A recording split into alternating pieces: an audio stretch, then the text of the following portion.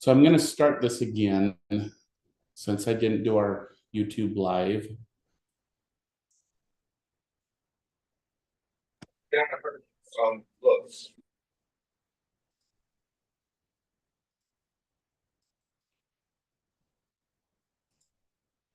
Okay, so again, when I'm talking about the people we belong to, I'm going to simplify this to use the term tribe. And the reason why this term is important to me personally is it encompasses everyone we belong to and everyone we don't belong to. And that is very complicated for a lot of European white people to understand. And I'm just going to put this out there.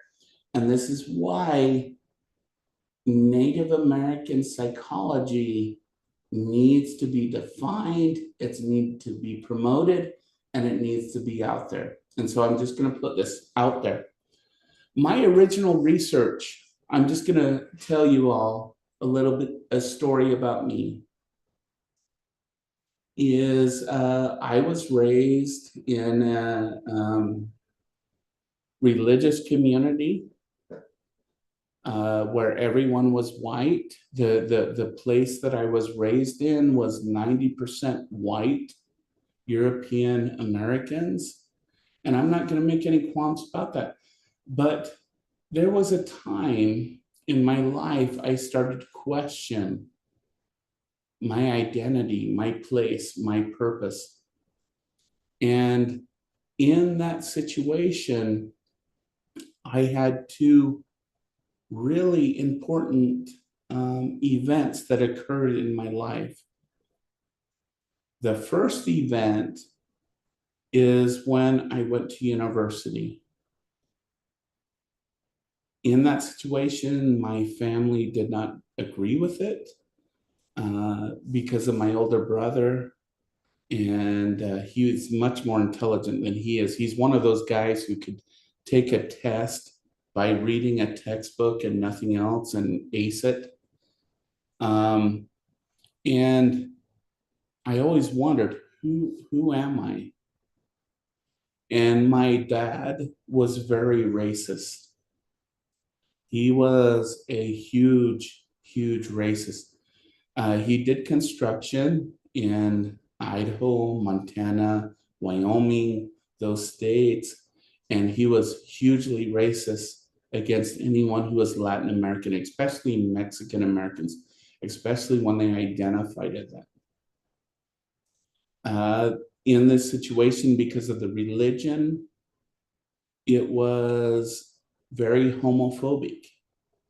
My dad did many, many, many jokes about people who were attracted to the same gender.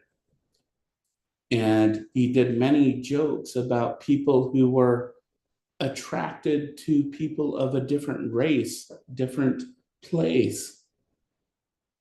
And when I went to college, fortunately, I had some really good professors who taught history as history was supposed to be taught. I learned about the truth behind the Euro white perspective on American history.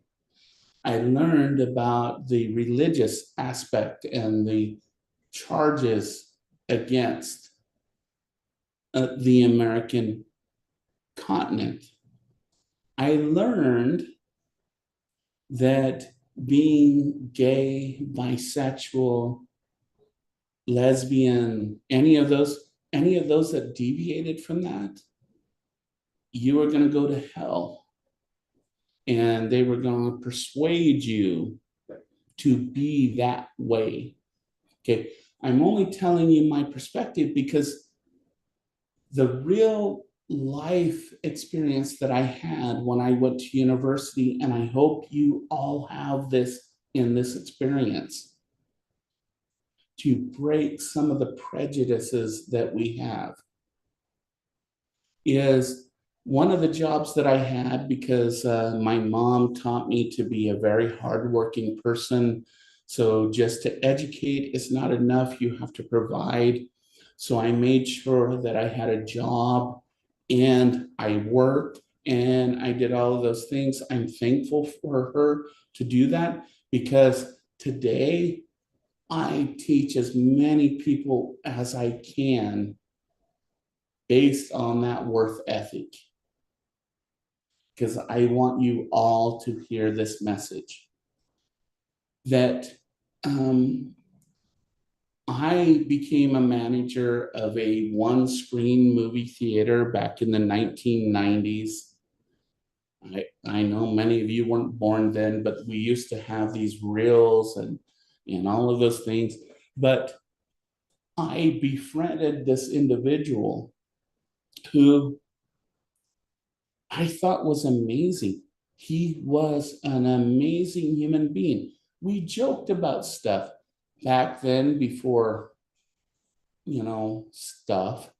We joked about anything from friendship, sexuality to anything else. Now, don't get me wrong on this. Please, please, please don't get me wrong on this. Many good HR regulations have come out to make sure that people don't monitor themselves when they're doing something with ill intent when it comes to gender issues and human sexuality. So please don't get me wrong on this message. But we used to joke around and we used to have fun.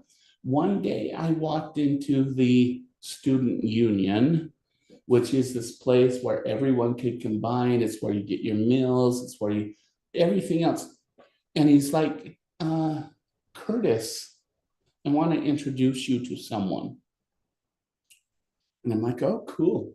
And he starts guiding me towards another fellow sitting on a bench. And I'm like, oh, this must be his friend or his brother or his, just good person he met when he was here at the college. And when he introduced him, he said, this is my partner, the person I love. And I wanted you to know about him and introduce you to him. And in my biased mind, I actually did stand there for a minute. I said, what I was taught in my past is that I should then become deviant. I should become gay. I should become worse of the worst.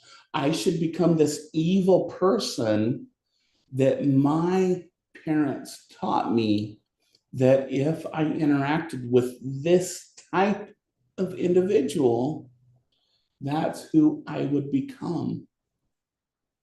And I realized in that moment, I didn't. I wasn't any more gay than I am right now, which we won't discuss in this class. I'm no more feminine or masculine than I was here and now. I'm no more anything than who I was at that point. And this is a challenge I'm going to make to all of you. Your identities are important. Who you are as a human being is important. But what it is it's connected to the rest of humanity. It's connected to all of us, which a lot of traditional Native American teaching teaches us that we are all connected through nature and place and being. But then there are people who try to destroy that. Okay, so I'm going to get off my soapbox for a minute, and I'm going to get into our lecture for tonight. And I apologize for going on with that long description. What I want to describe before we get into the notions between Western, Native American, and everything psychology is identity, who we are as human beings.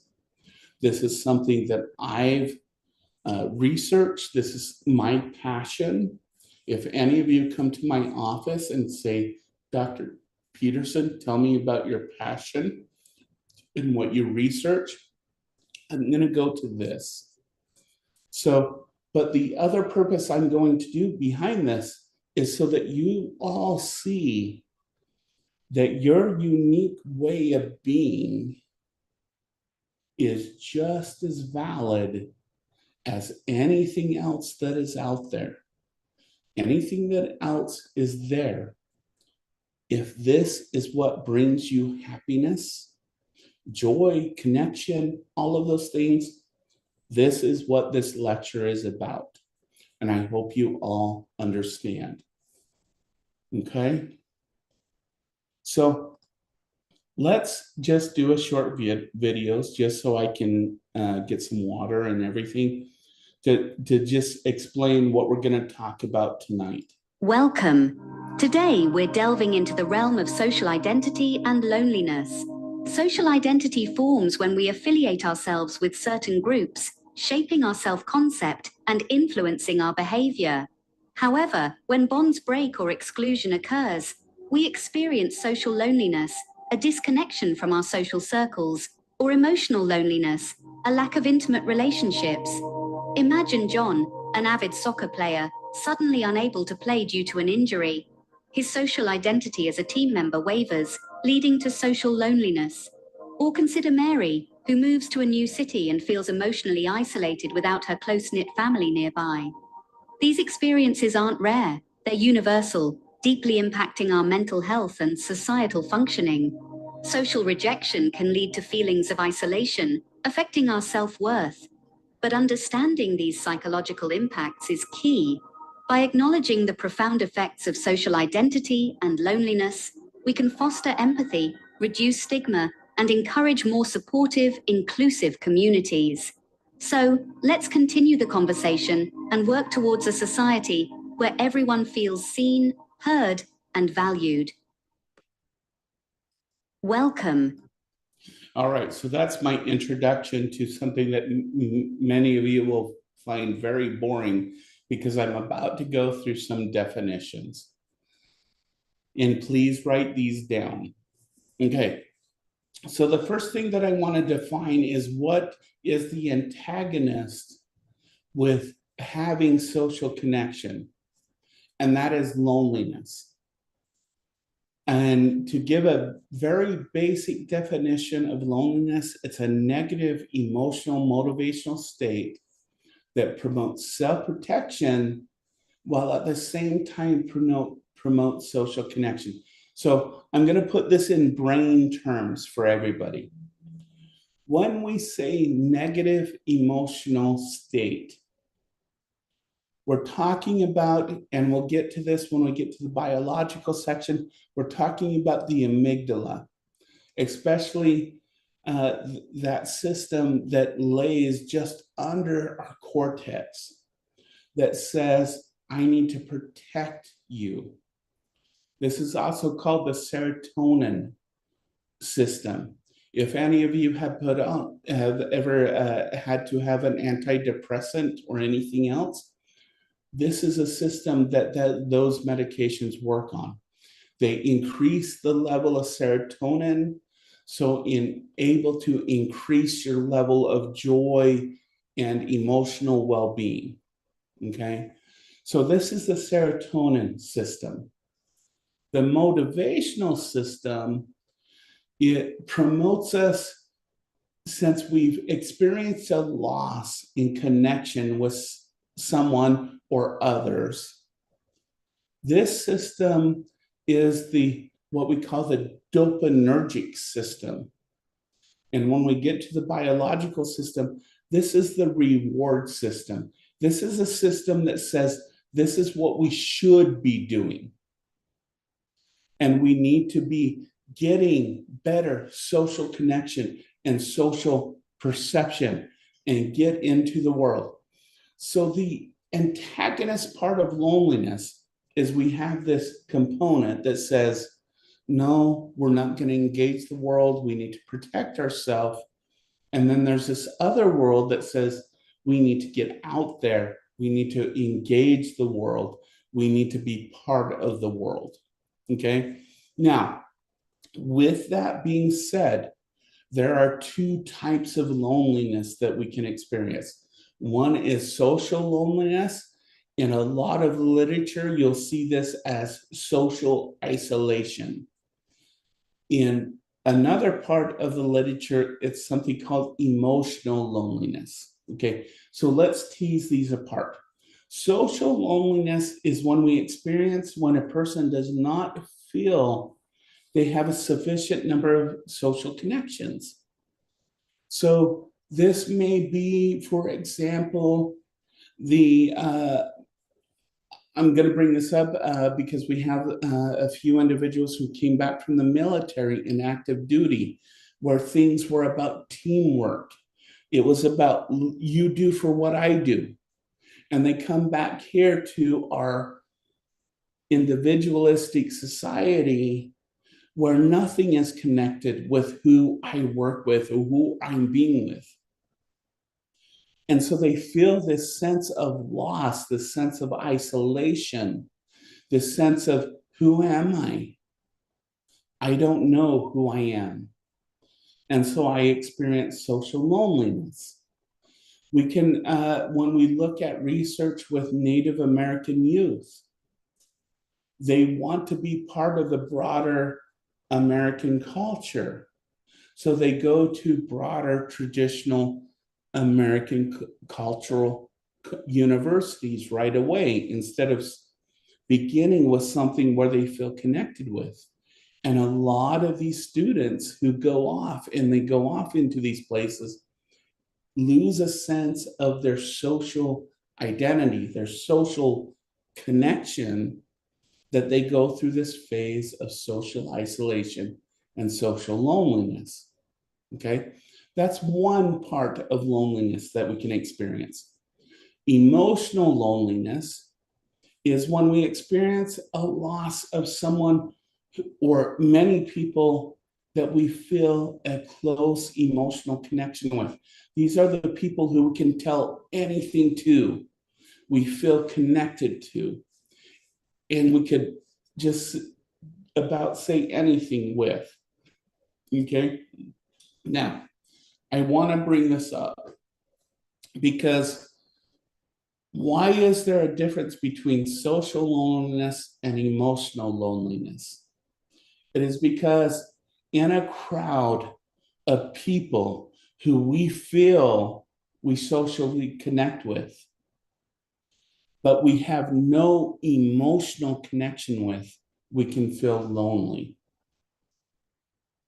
Vice versa. We can be in a room where we feel complete emotional connection with everyone in the room, but there is just these missing connections in that room that make us feel lonely. Okay, so here's an example of emotional and social loneliness. And these are going to be very simple examples, and then I want you all to look at the complexity of these issues. Social loneliness is much like Facebook, and this is where I have to bring up the subjective experience of loneliness. Some of us on Facebook, we could have 25 to 50 friends, and we feel awesome. We're there, we're connected, da da da. But then some of us on Facebook need 200, 500, 1,000 followers and friends in order for us to feel connected. That is social loneliness. Emotional loneliness, which connects with a little bit of social loneliness, is I'm going to give you a perspective on two different friends that I've had in my lifetime. I've had one friend who calls me and they process their situation, what I'm going through, da da da da da da. And at the end, they feel okay. They feel like, okay, I can move on. I got this. Okay. Then I have other friends where these two things come connected. They call me, then they call their mother, and then their sister and brother, and then they call another friend, and they call someone else because their emotional connection needs to be much more than just one individual. They need to feel emotionally connected with the same experiences as what they expect. Okay, that's emotional loneliness, kind of combined with social loneliness. Okay, but they are two separate things. And I want to make this clear. Both of these happen on two different levels of the brain. I'm going to bring up the brain in this perspective.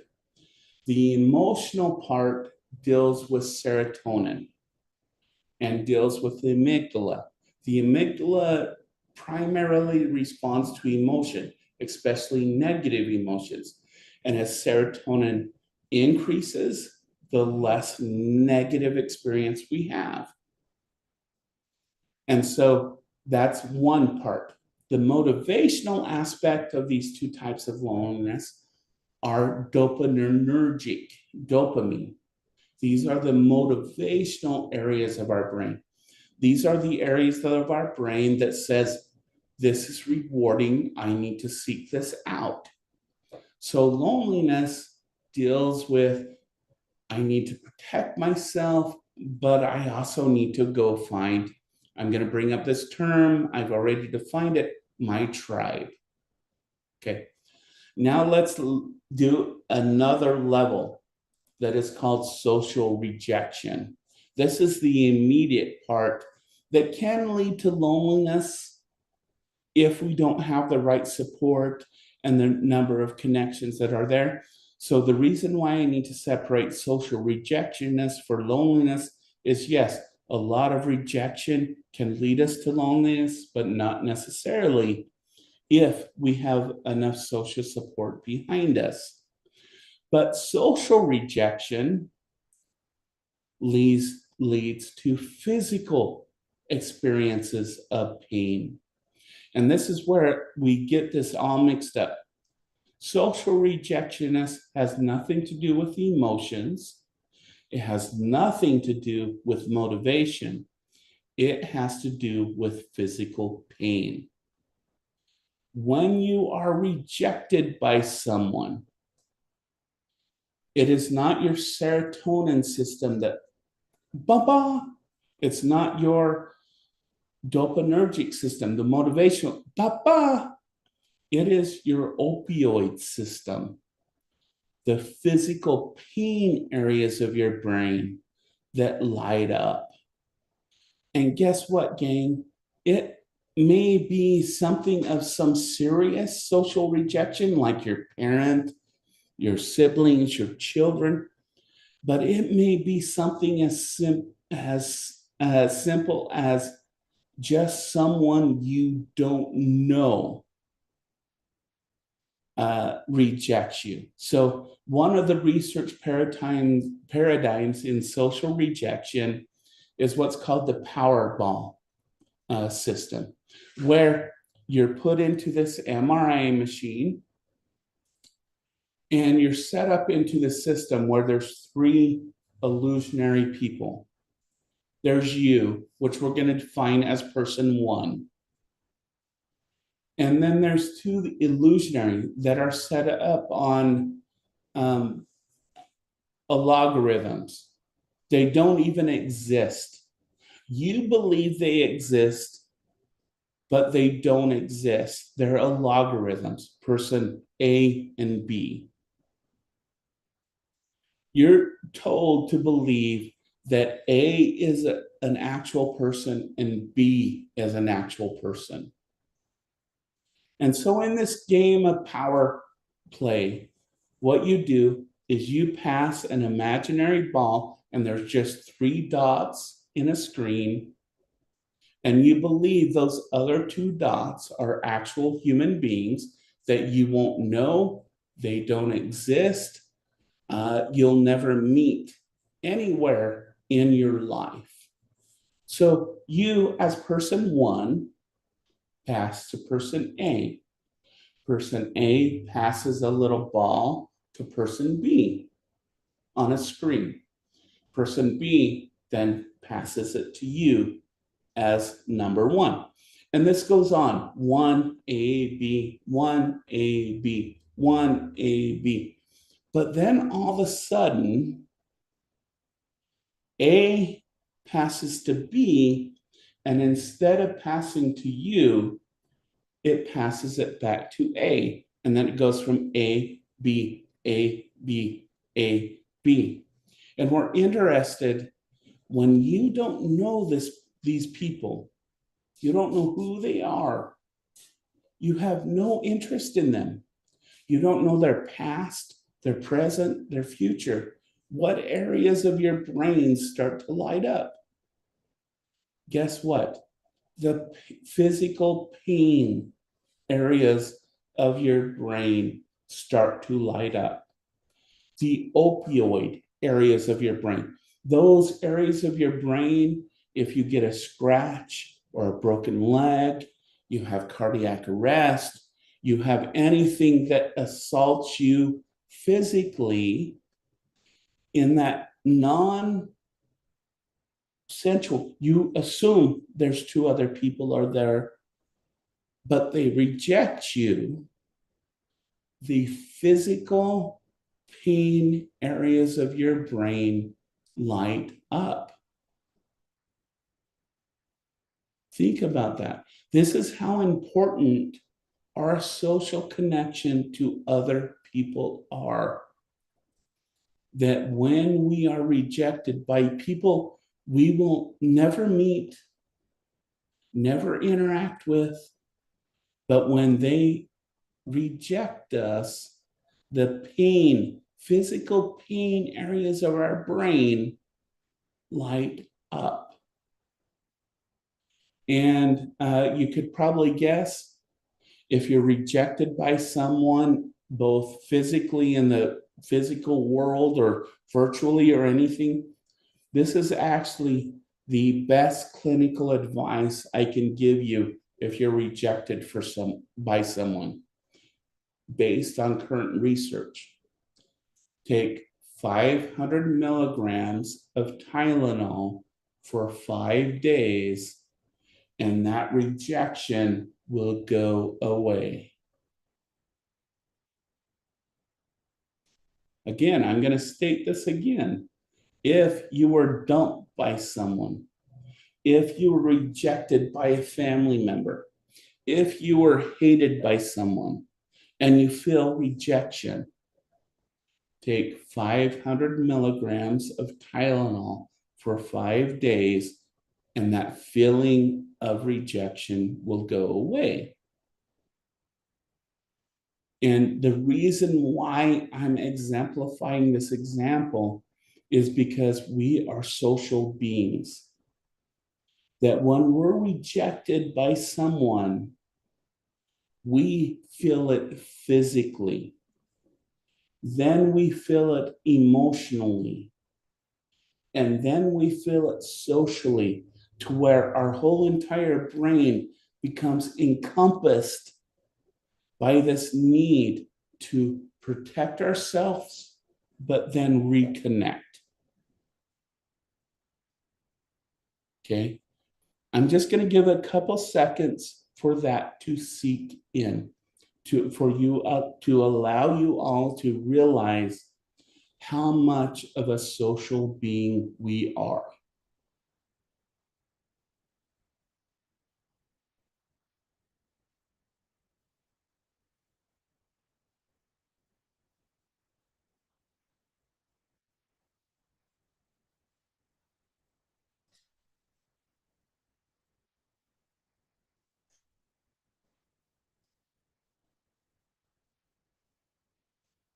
Okay.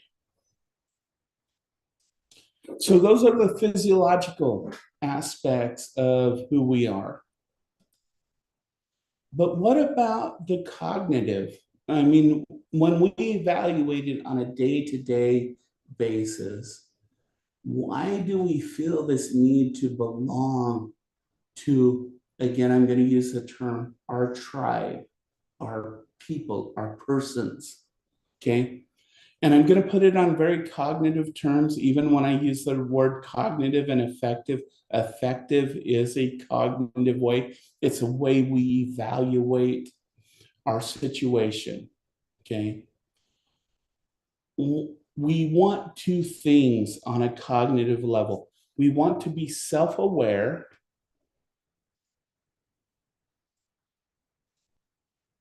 meaning that we want to be able to predict what's going to happen. We don't like inconsistencies in our life. We want to know, one, through understanding. We can have this shared understanding of who we are as a people, as a tribe, and we can predict how we are going to respond and how others are going to respond to us.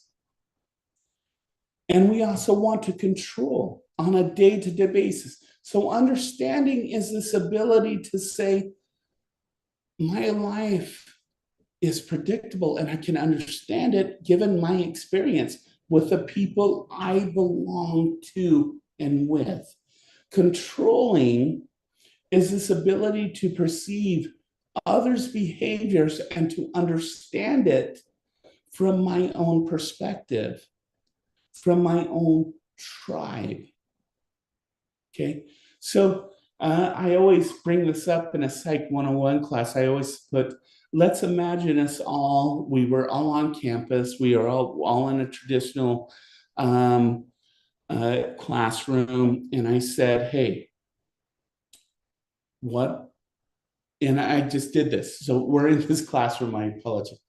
And I get up on a table.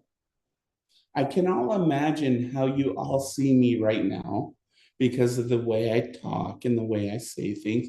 But let's say I get up on top of a table in a live classroom and I start dancing around and I start doing some crazy stuff.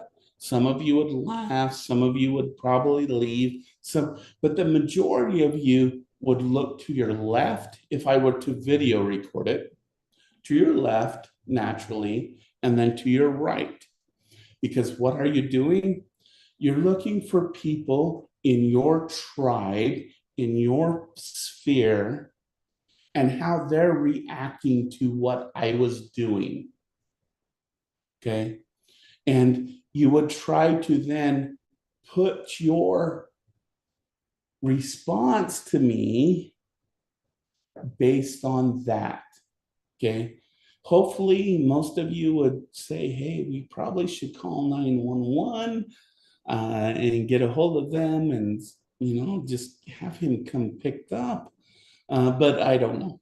That's up to you and what you perceive as that situation. But we want to control our situation. And who do we look to control our situation?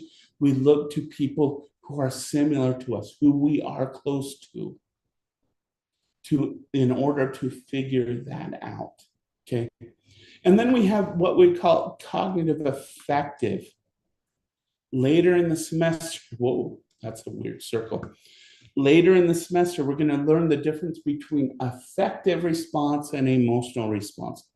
Effective response is our response given our broad global who we are. Our emotional response is what we have learned given a certain situation. Okay, so they're both kind of emotionally based, but emotions are based on the situation. Affective is what we learn how we should respond within a given situation. It's our stable emotional outlet given where we are, who we are, what we're doing. Okay. And in this situation, we look for two different things. We look for what's called self-enhancement, and we look for trusting. In self-enhancement, we all have this basic need to feel worthy and improvable. I would argue that none of you are here to try and prove to yourself that you're a piece of junk, that you're not worthy of this world. I would argue, and if you're on the other side of this thing, let's talk after class.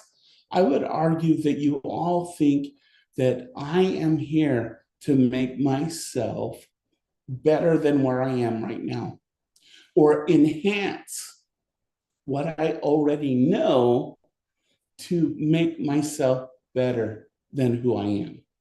This is self-enhancement. Whoops. Okay. And so within self-enhancement, we have this need to look towards the other and say, hey, am I doing what I'm doing right or wrong or different? Okay. Trusting is this need, and I'm going to differentiate this between something we'll talk about when we go through human growth and development or developmental psychology. Trusting in this sense is a need to view people as basically benign. It's when I walk into a room, do I feel safe or do I feel like I'm going to be attacked? And we look for this in belonging. And so I would probably guess that when most of us walk into a room, based on research, one, the first thing we look at is gender, men, women, others. Others not being a derogatory term, okay? And then we look at race, Native American, Indigenous, white European, Mexican American, and then we go towards those groups that we're attracted to. And then we look at age. Are there a similar age to us? And then we're attracted to them. And we go to that group. And then we look at any other factors. But what we're looking for in belonging is people who we feel we can fit in with. We don't, if I am a staunch liberal,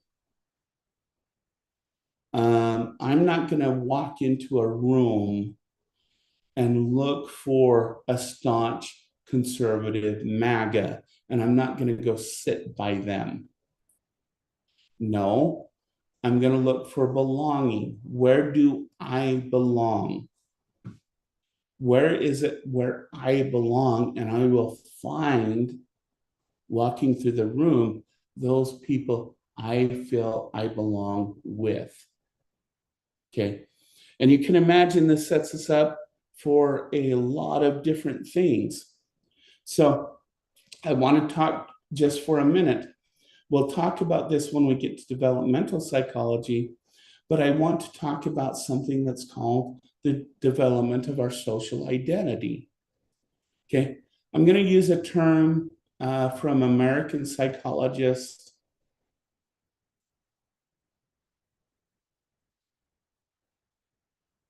Dina. Yes, it is. Yes, it is. Very much so. You're on the right track. I'm going to use a term that was developed by an American psychologist. He's actually considered the father of American psychology. His name was William James.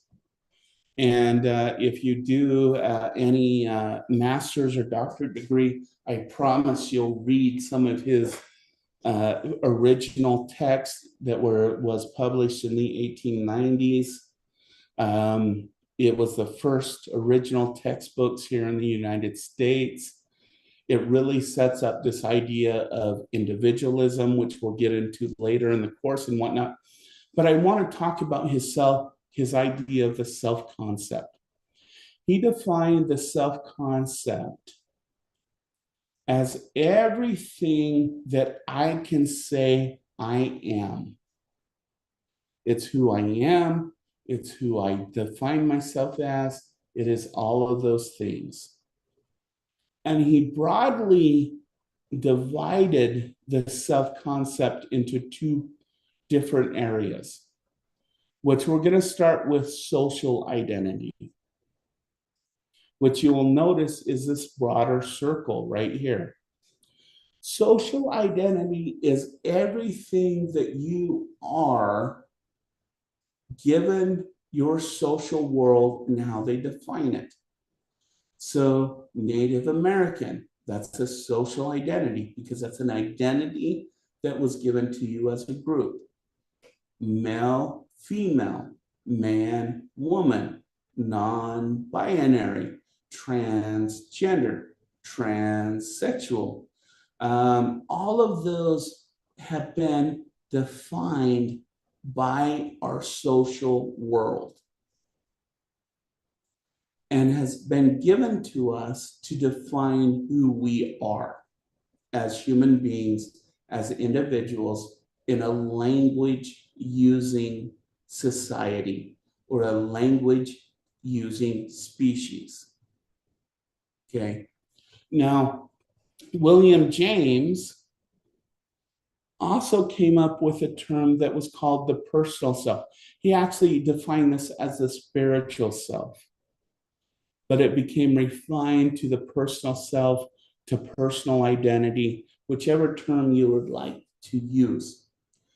These are every term that sets you aside from the person sitting next to you. So while we all may behave the same based upon some social identity, the reason why we sit there is because of who we are as a unique, individualized person. Okay. You will notice in this circle that it's kind of a Venn diagram, that there's this part where social identity and personal identity overlap. The reason behind that is if what you feel makes you unique is your gender, highly feminine or highly masculine, your cultural identity, Tana Atham, or other tribal identities.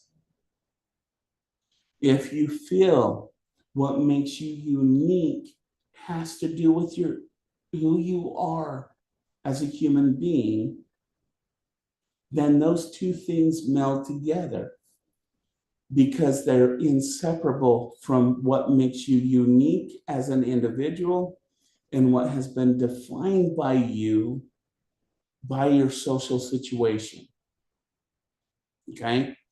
And so that's why there's these overlap, but you will see that a large portion is identified by our social world.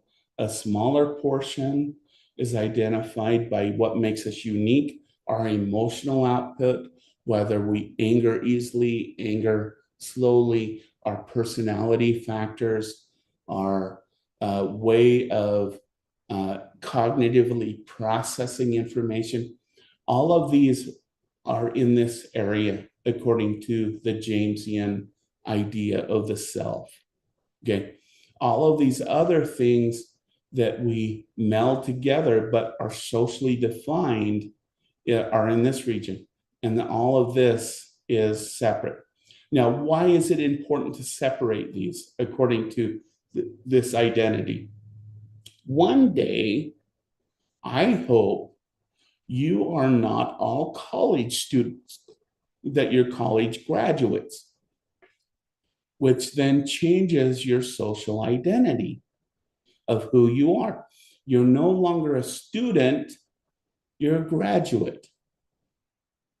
Someday, I hope that, well, I hope, actually, I looked at our age range, we're all beyond this. We go from childhood to adolescence to young adulthood to middle adulthood to late adulthood. Those are all separate and unique categories that don't define us specifically about who we are. They're just periods of time that we're going through. All right. Your work situation. Most people will change their work status 7 to 8 times through their lifespan.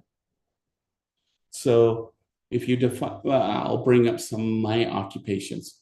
Assistant manager of a convenience store was one of my social identities.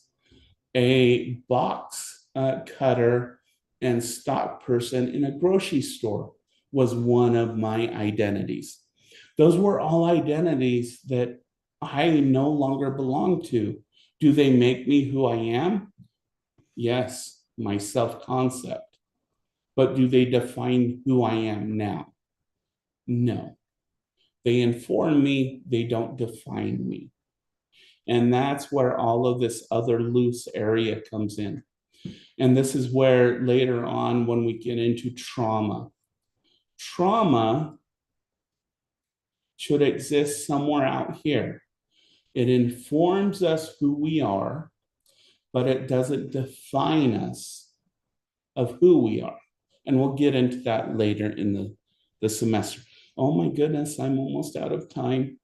I'm gonna have to stop here, gang. I'm so sorry. Okay, I'm gonna stop right here because we're into 1 minute and I'll have to